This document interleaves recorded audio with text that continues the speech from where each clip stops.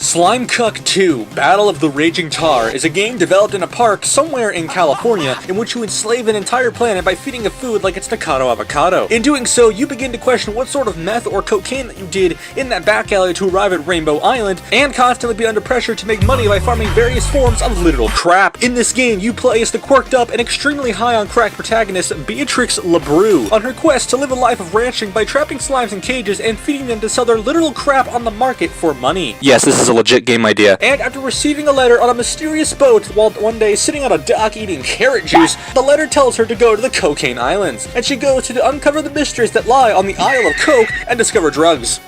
Lots of drugs. This is Slime Rancher 2.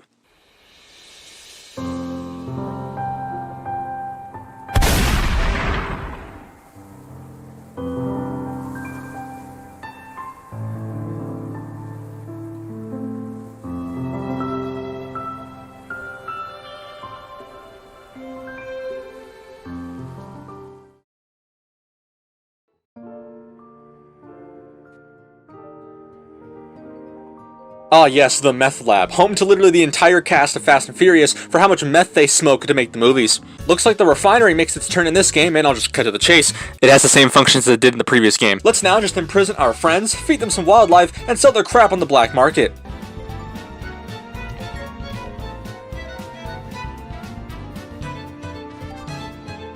Congratulations, you've completed the tutorial. Now go make some more meth to get through the game. I found the boat, I want to leave. Let me leave. Holy crow, it's the cotton slime, and yes, it's pretty cute. But more importantly, I can now make Oxycontin to sell on the market because I'm secretly a drug dealer. Don't mind me just sending these ones to their deaths, don't worry about it. You know, this game truly is beautiful, and I mean that literally. Dear God, this game is beautiful. These pools are actually for resource harvesting, which can be used in the refinery. And for context here, most of, if not all of the things from Slime Rancher 1 are in this game, but the acquisition of those items is different, because that's what's called brand spanking new.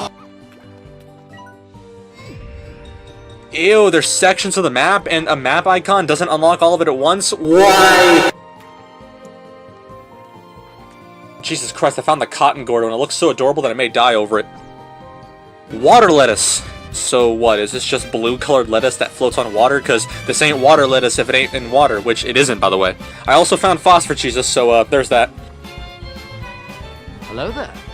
And then the gang of tar showed up in quantities that are honestly a little too much. So let's just say that if these tar were to get in your ranch, I think you're screwed, even if you have water. Treasure pods are also unlocked straight from the get-go. However, if you want upgrades or literally anything new to make in the refinery, you're gonna have to be searching for these things for a while. So hey, if you want a jetpack, you better start hunting. The key to actually leaving the Isle of Coke is to find food to feed the Gordo slimes, to pop them and open the way to new areas.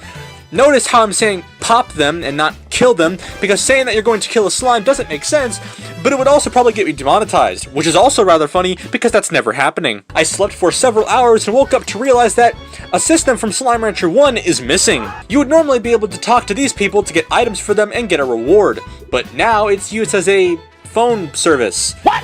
I know this is early access, so hopefully this is all this is, because if it is, then please tell me I can call the park in California to change it. I then gathered everything I needed for my first slime prison, a cage of cotton phosphor slimes that definitely won't cause trouble. I promise. I did some exploring and feeding for the next few days, making sure that these slimes don't suddenly eat themselves and turn into tar and cause World War III. Then I gathered enough food to feed the cotton Gordo.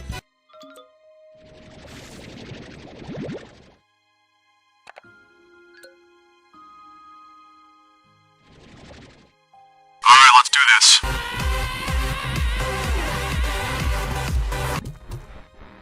Cat bean! I then make the big chode drop and a teleporter activates. Okay, cool. Now let's feed the pink Gordo because, naturally.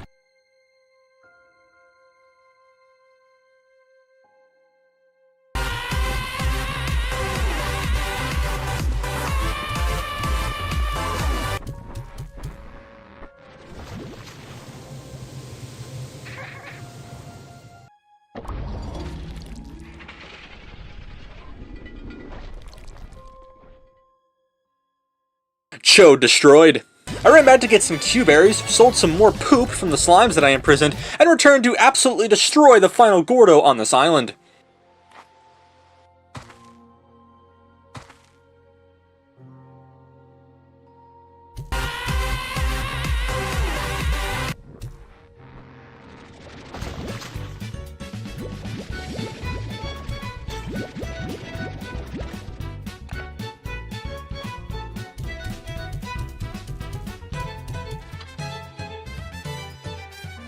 Hello, anybody home? Nice, slime doors that need plorts. There's quite a lot of these.